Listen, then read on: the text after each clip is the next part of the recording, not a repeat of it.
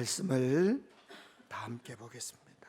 요한계시록 신약성경 요한계시록 21장 1절에서 4절 말씀입니다. 또 내가 새 하늘과 새 땅을 보니 처음 하늘과 처음 땅이 없어졌고 바다도 다시 있지 않더라. 또 내가 보매 거룩한 성 새 예루살렘이 하나님으로부터 하늘에서 내려오니 그 준비한 것이 신부가 남편을 위하여 단장한 것 같더라. 내가 들으니 보좌에서 큰 음성이 나서 이르되 보라, 하나님의 장막이 사람들과 함께 있음에 하나님이 그들과 함께 계시리니 그들은 하나님의 백성이 되고 하나님은 친히 그들과 함께 계셔서 모든 눈물을 그 눈에서 닦아주시니 다시는 사망이 없고 애통하는 것이나 곡하는 것이나 아픈 것이 다시 있지 아니하리니 처음 것들이 다 지나갔음이로라. 아멘. 할렐루야. 하나님의 은총, 하나님의 은혜가 우리 모두에게 임하시기를 축원합니다. 예상했던 대로 추석 연휴가 지난 후에 코로나 확진자가 크게 늘었습니다. 지난 금요일 지금과 같은 4단계 방역 단계가 2주 더 연장되었습니다. 우리가 현실이 됐는데 아직도 터널의 끝이 보이지 않는 것 같아서 조금 답답합니다. 불확실성의 시대를 살고 있죠. 우리는 그런 불확실성의 안개가 언제 거칠지 모르겠습니다만, 그러나 그럼에도 불구하고 주님과 함께 동행하며 길을 묻다 보면 마침내 좋은 길이 좋은 날이 있으리라 라는 기대로 오늘을 살아갑니다. 저는 마음이 울적할 때마다 성경 전체를 다 묵상을 하고 읽겠습니다만 특별히 시편의 한 구절을 늘 떠올립니다. 시편 37편 23절 24절 말씀인데요, 새번역 성경으로 제가 한번 읽어드리려고 합니다. 우리가 걷는 길이 주님께서 기뻐하시는 길이면 우리의 발걸음을 주님께서 지켜주시고 어쩌다 비틀거려도 주님께서 우리의 손을 잡아주시니 넘어지지 않는다. 저는 이 말씀을 목회를 시작하면서 평생에 이 말씀을 붙잡고 삽니다. 목사가 작은 것에 넘어지고 큰 것에 넘어지면 그때부터는 목사가 아닙니다. 욕심이 커지고 또 사명감이 떨어지고 또 나의 어떤 영예와 명욕 때문에 성도들을 협박하고 또 성도들의 신앙을 바르게 지도하지 못한다면 그 길은 바르게 가는 길이 아니다, 이렇게 제가 늘 생각하고 있기 때문에 바르게 가려고 이 말씀을 붙잡고 삽니다. 엊그저께도 저희 세 남매가 아빠 같은 사람 없어요. 많은 목사님들을 겪어봤고 큰 교회에서 저희 큰아들도 우리나라에서 유수의 교단을 떠나서 유명한 교회에 수련목으로 지내고 그랬습니다만 큰아들도 저보고 아빠같이 목회하는 사람 없어요. 막내 아들도 아빠는 그냥 오로지 그 길만 가세요, 그렇게 이야기를 듣고 제가 또 반성하고 또 반성했습니다. 왜냐하면 그런 이야기를 듣고 자녀들에게 그런 인정을 받는다는 것이 굉장히 부담이 되고 모르는 부분들이 있거든요. 제가 자녀들에게 말 못하고 숨기는 것도 있거든요. 근데 그걸 보지 못하고 아버지 같은 목사님이 없습니다, 아버지는 참 목회를 참 잘하십니다 라는 이야기를 들을 때 부담감으로 다가와서 이 말씀을 붙잡고 또 한참을 묵상했던 기억이 납니다. 이 마음으로 오늘을 살아가고 처절하게 싸우며 견딜 수 있기를 원합니다. 현재 상황이 좀처럼 나아질 기미가 보이지 않죠. 아주 작은 가능성이 문이 열리고 있어요. 백신 접종률이 점점 높아지고 치료제가 거의 나온 것 같아요. 타미플루처럼 지금 3상 실험이 되어 있는데 한 부류는 가짜 약을 투입을 하고 한 부류는 진짜 타미플루 같은 비슷한 약을 투입을 했는데 그 약을 먹은 사람들이 약 76% 정도가 코로나가 치료됐다, 이런 결과가 어제 나왔습니다. 길 없는 곳에 길을 내시는 분이 하나님이십니다. 믿습니까? 우리에게 하나님의 도움이 절실히 필요한데 항상 기뻐하라, 쉬지 말고 기도하라, 범사에 감사하라, 이는 그리스도 예수 안에서 너희를 향하신 하나님의 뜻이니라. 이 말씀을 붙잡고 늘 기도하고 기뻐하고 감사하는 그리스도인들이 되시기를 주님의 이름으로 축복합니다. 오늘이 10월 첫 주일이죠. 10월 첫 주일은 매년 10월 첫 주일은 세계 성찬 주일입니다. 우리 감리교회만 그런 것이 아니라 정상적인 교단, 대한예수교 장로회 통합 측, 또 합동 측, 기독교 한국 침례회, 또 기독교에 대한 성결교회, 이렇게 정통적인 교회는 전 세계적으로 세계 성찬주의를 지키게 되어 있습니다. 왜냐하면 이날이 약속이었거든요. 우리 정상적인 교회는 10월 첫 주일에 세계 성찬주일로 성찬식을 하자. 그런데 코로나19로 인해서 성찬식을 지금 진행을 하지 못하고 있습니다. 그러나 우리가 주 안에서 한 몸 된 교회임을 기억하자라고 하는 목적이 있기 때문에 성찬의 의미를 잊지 않았으면 좋겠습니다. 우리를 구원하기 위해서 사람의 몸을 입고 이 땅에 오셔서 구원의 길이 되신 예수님의 십자가 희생을 마음에 새기고 늘 감사하며 살기를 간절히 축복합니다. 여러분, 코로나로 인해서 요즘은 영화관에 잘 못 가는 것 같아요. 그래도 사람들이 이제 영화관에 들으기도 하고 또 영화를 보는데, 넷플릭스 들어보셨죠? 넷플릭스 온라인으로 영화나 드라마를 보는 것을 말합니다.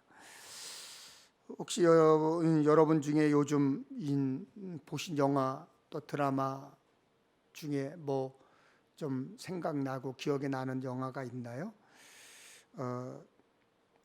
군생활 중에 폭력과 탈령을 다룬 DP, 또 아프리카 소말리아에서 내전이 일어났을 때 우리나라 대사관 직원들과 북한 대사관 직원들이 한 군데 우리나라 대사관에 모여서 탈출하는 그런 것을 모티브로 해서 찍은 모가디슈.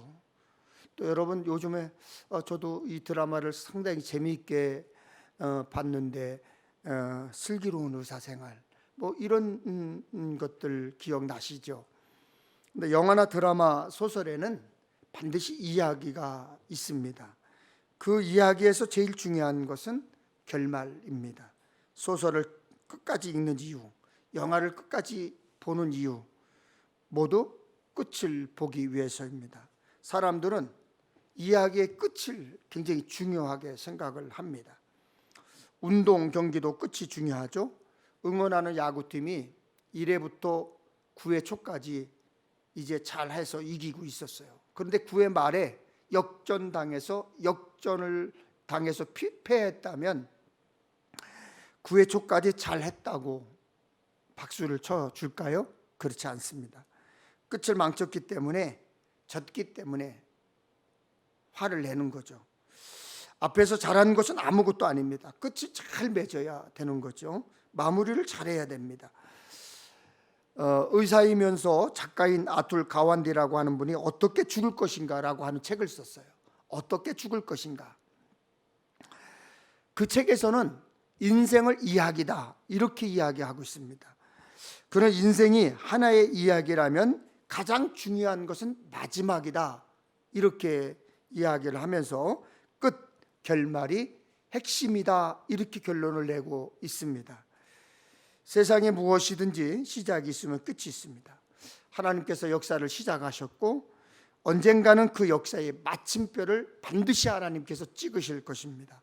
그날은 예수 믿고 구원받은 빛의 자녀들에게는 잔칫날이 될 것이고, 반면에 하나님을 믿지 않고 어둠에 속한 자들에게는 심판날이 될 것입니다. 예수님은 십자가에 달리시기 전에 제자들에게 다시 오실 것이다 이렇게 말씀하고 있습니다. 그래서 요한복음 14장 3절에 가서 너희를 위하여 거처를 예비하면 내가 다시 와서 너희를 내게로 영접하여 나 있는 곳에 너희도 있게 하리라. 그리고 부활 후 승천하실 때에 두 천사는 예수님의 재림에 대해서 구체적으로 말합니다. 사도행전 1장 11절에 갈릴리 사람들아 어찌하여 서서 하늘을 쳐다보느냐 너희 가운데서 하늘로 올려주신 이 예수는 하늘로 가심을 본 그대로 오시리라. 바울도 예수님의 재림을 전했는데 데살로니가전서 4장 14절에 우리가 예수께서 죽으셨다가 다시 살아나심을 믿을진데 이와 같이 예수 안에서 자는 자들도 하나님이 그와 함께 데리고 오시리라. 신약 성경에는 그 외에도 예수님의 재림에 대해서 300회 이상 기록하고 있습니다. 그만큼 300회 이상 기록하고 있다는 얘기는 예수님의 재림은 엄청난 사건이고 매우 중요한 사건이라고 하는 것을 강조하고 있는 것입니다.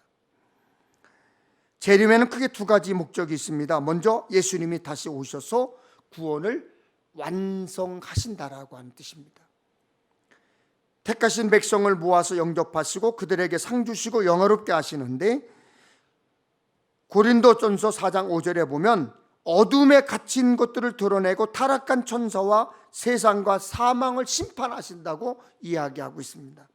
그래서 예수님의 재림은 교회의 복된 소망이고 예수님 구원 사역의 정점이고 완성이 되는 것입니다. 그래서 세상의 모든 만물은 하나님 안에서 새롭게 되고 하나로 통일될 것이라는 것입니다.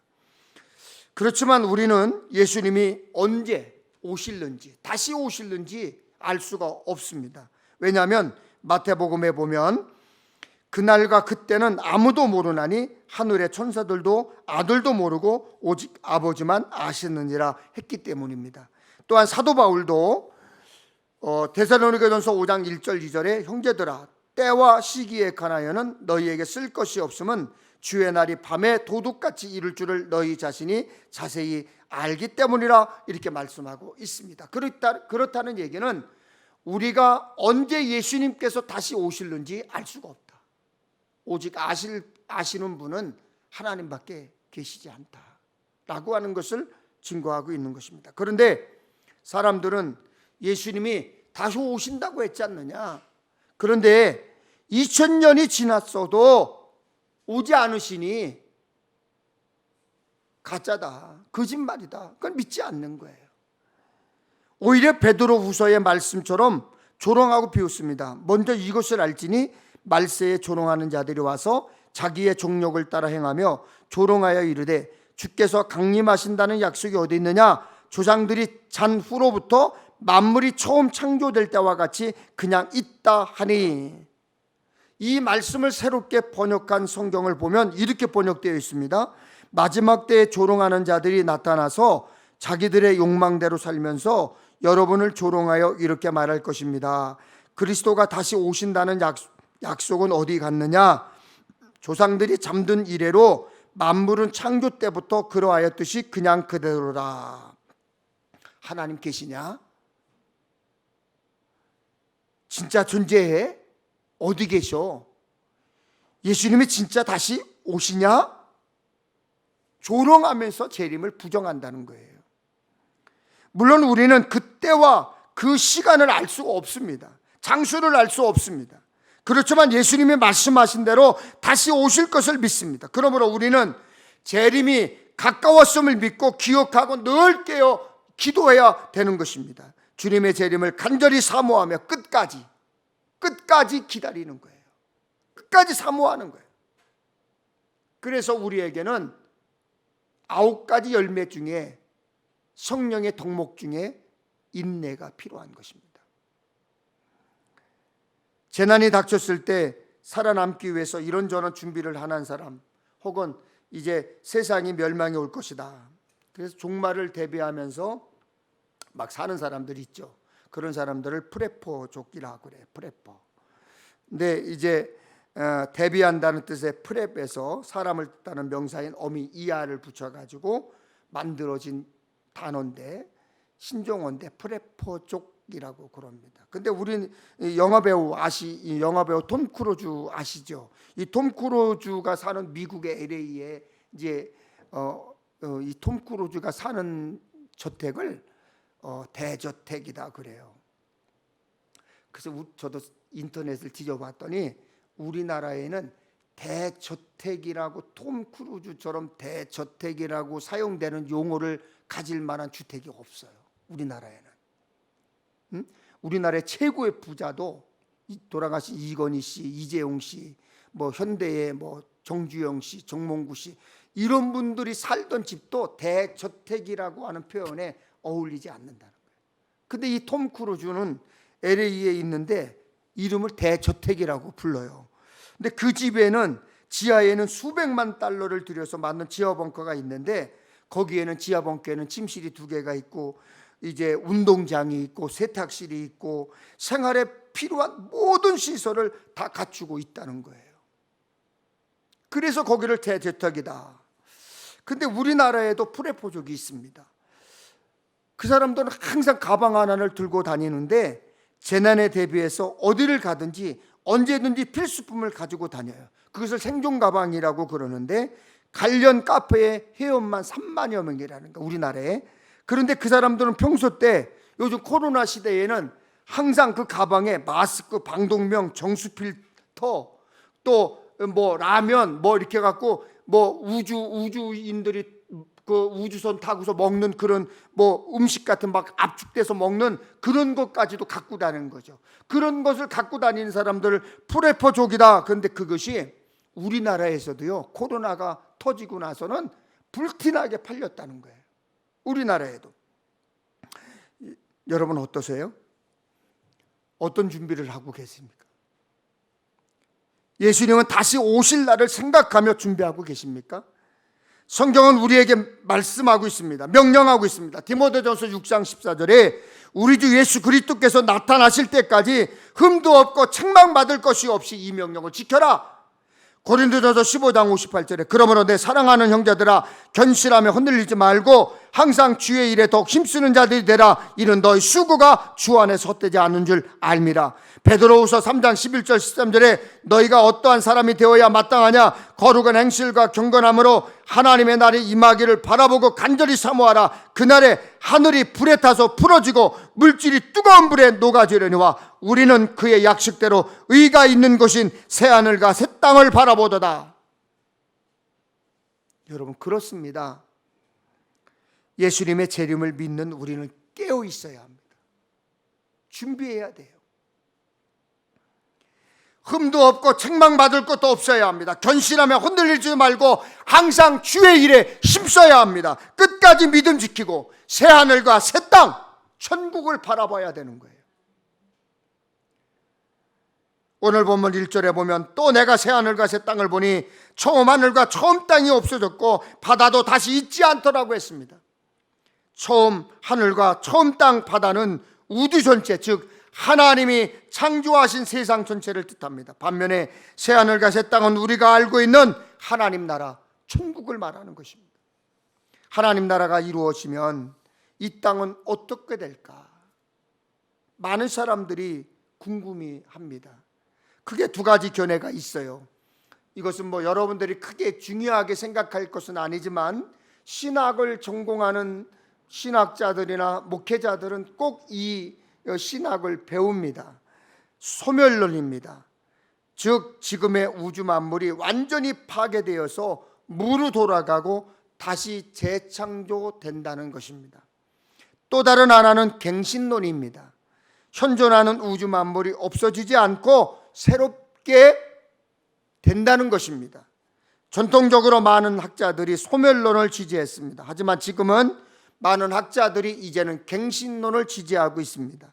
하나님이 첫 창조의 세계를 버리실 리가 없다 그렇게 생각하기 때문입니다. 하나님은 처음 세상을 창조하신 후 보시기에 좋았다.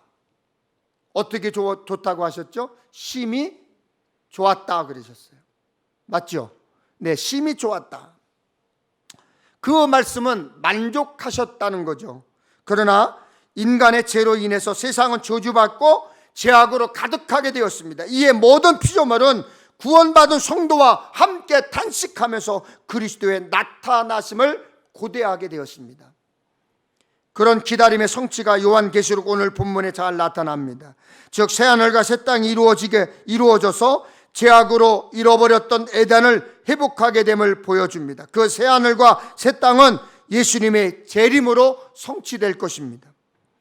스위스 신학자 에드와르도 루노 나이젠이라고 하는 사람은 새하늘과 새 땅에 대해서 이렇게 정리하고 있습니다. 한번 들어보십시오.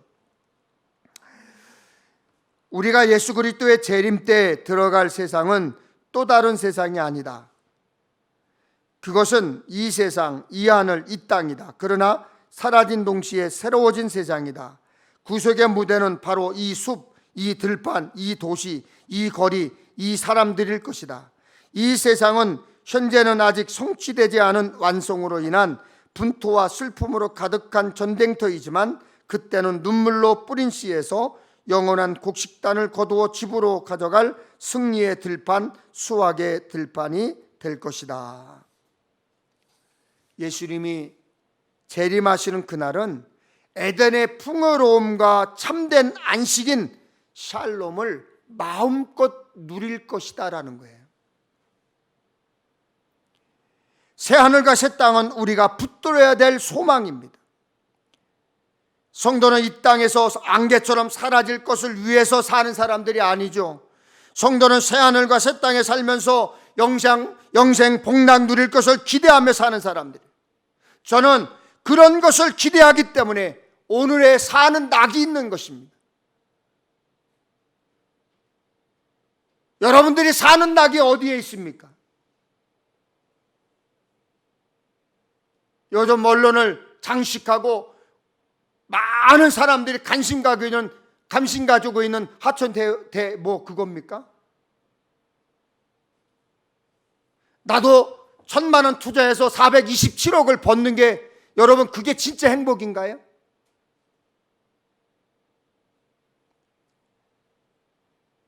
안타까워하면서 속상하면서 나도 그런 기회를 잡지 못한 것에 대해서 많은 사람들이 아파하고 힘들어합니다. 그러나 거기에는 기쁨이 있지 않아요. 낙이 있지 않아요.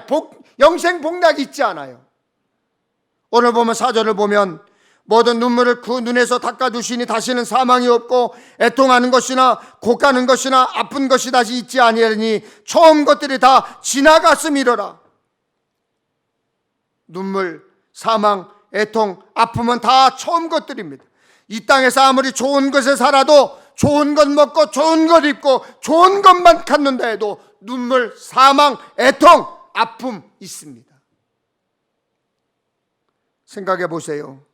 좋은 집에 살고 좋은 옷 입고 좋은 것 다 가지고 있는 사람, 돈 많은 사람, 하고 싶은 거 다 하고 사는 사람, 눈물도 없고 죽는 것 없고 슬픔, 애통, 아픔 여러분 없습니까? 아닙니다. 신기하게도 남들이 부러워할 만한 것을 다 가지고 있어도 그들에게도 아픔이 있습니다. 슬픔 다 있습니다. 걱정이 있습니다. 하지만 천국은 새하늘과 새 땅은 고통과 아픔과 눈물과 사망이 없습니다. 사실 인생 자체가 고통이자 아픔이고 슬픔이죠. 하지만 새하늘과 새 땅에는 그렇지 않습니다. 이것이 우리 믿는 사람들 이야기의 끝입니다. 새하늘과 새 땅에는 고통과 아픔, 눈물과 사망이 없는 것, 그것이 우리 이야기의 끝이라는 것입니다. 그러므로 우리는 새하늘과 새 땅에 소망을 두어야 하는 것입니다. 3절에는 새하늘과 새 땅에서 누리는 복에 대해 말씀하고 있습니다. 내가 들으니 보좌에서 큰 음성이 나서 이르되 보라 하나님의 장막이 사람들과 함께 있음에 하나님이 그들과 함께 계시리니 그들은 하나님의 백성이 되고 하나님은 친히 그들과 함께 계셔서. 천국 하나님 나라에서의 가장 큰 복은 하나님이 함께 하시는 복입니다. 아멘. 하나님이 친히 우리와 함께 계시는 것, 그것이 하나님 나라에서 누리는 가장 큰 복이에요. 가장 큰 행복이에요.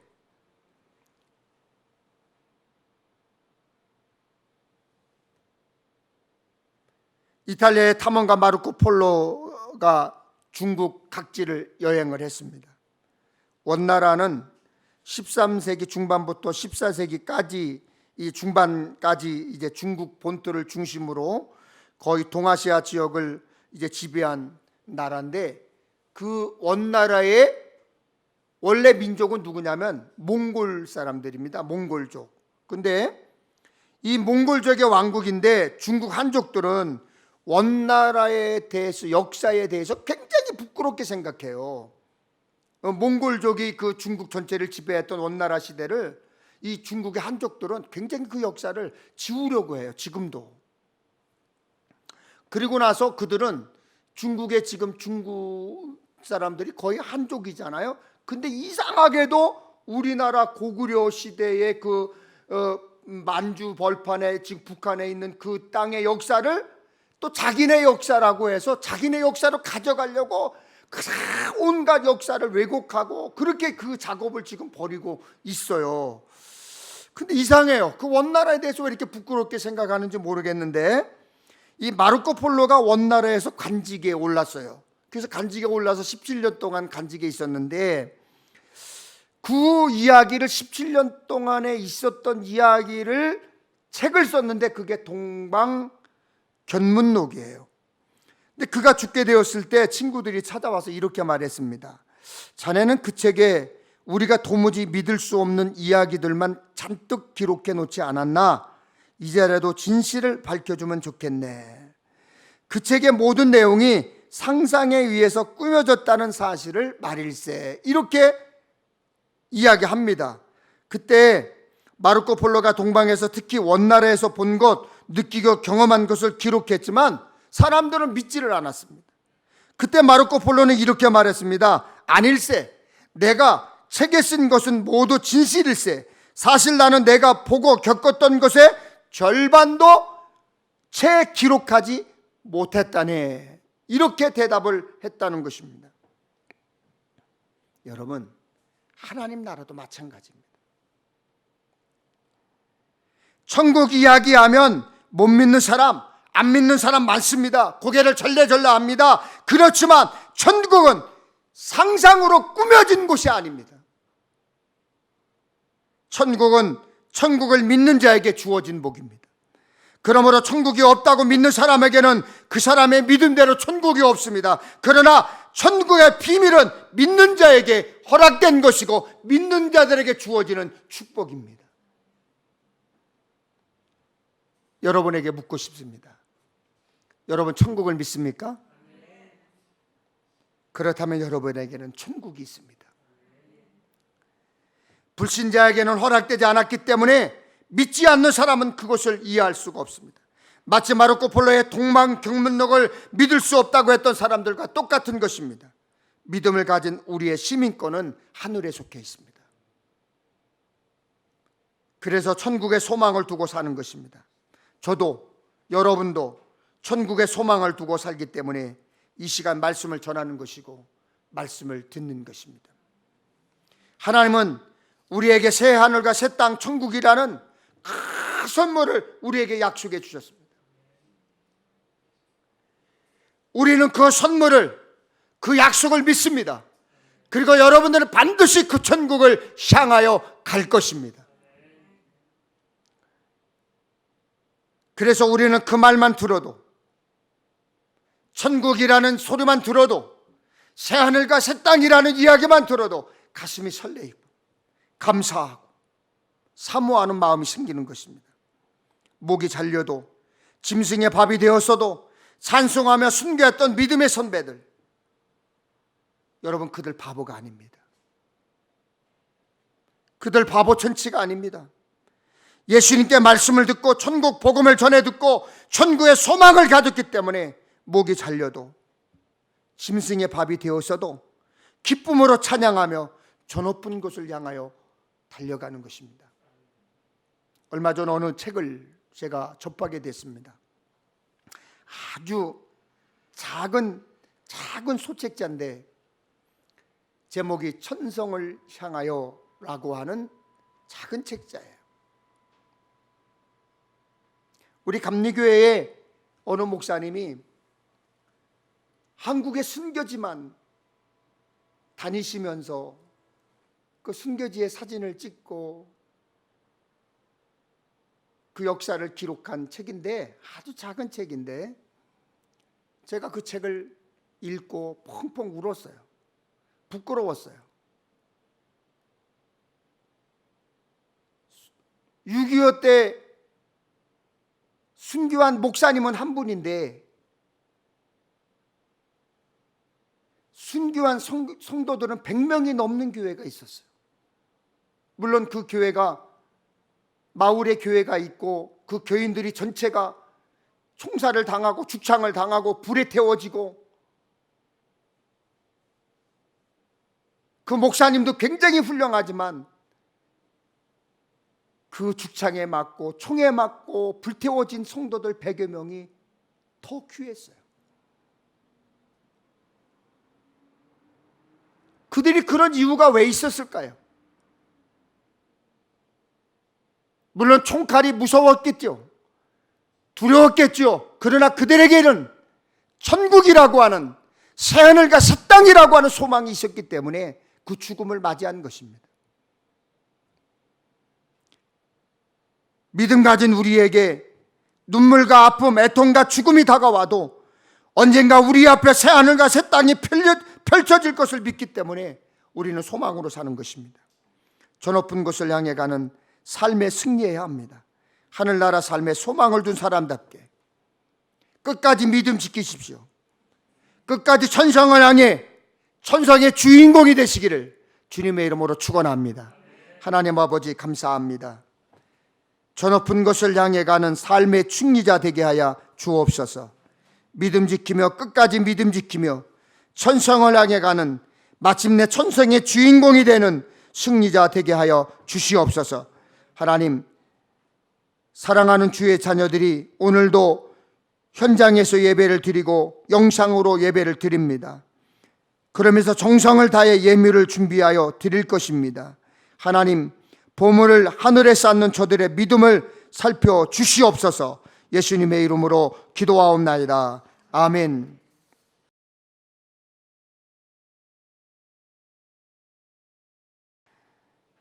하나님께서 내게 주신 모든 것에서 10분의 1을 내게 반드시 하나님께 드리겠나이다. 야곱의 서원처럼 우리도 평생 수입의 11조를 하나님께 감동을 드리는 삶을 살아가고 있습니다. 그러나 하나님, 우리에게는 부족한 것이 있습니다. 천국의 소망을 가지고 사는 것이 부족합니다. 또 천국의 소망을 전하는 것이 부족합니다. 아무리 10의 1조를 드리고 감사헌금을 드린다 할지라도 하나님 앞에 천국의 소망을 잃어버린다면 아무 소용이 없습니다. 하나님, 우리에게 천국의 소망을 가지고 살 수 있도록 역사해 주시옵소서. 지금은 거룩한 언약의 공동체에 들도록 죽음으로써 우리를 구원하신 예수 그리스도의 크신 은혜와 사랑의 공동체 안에서 살게 하시려고 아들을 주신 하나님 아버지의 사랑하심과 약한 것을 강하게 하시며 그릇된 것을 바로잡아 주시는 성령님의 역사하심이 하나님의 종임을 자랑하며 살기로 결심하는, 또한 천국을 소망하며 살아가기를 결심하는 사랑하는 성도들 머리머리 위에와 저들의 가정, 그리고 일터, 그리고 우리 조국 대한민국과 우리 평택 엘림교회 위에 지금으로부터 영원토록 함께하옵시기를 간절히 축원하옵나이다. 아멘.